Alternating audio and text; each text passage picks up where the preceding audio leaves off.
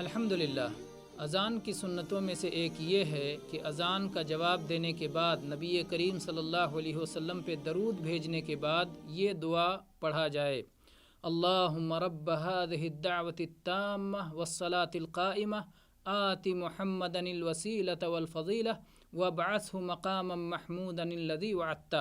اے اللہ، اس مکمل دعوت کے رب اور اس قائم ہونے والی صلاۃ کے رب، محمد صلی اللہ علیہ وسلم کو مقام وسیلہ اور فضیلت عطا فرما،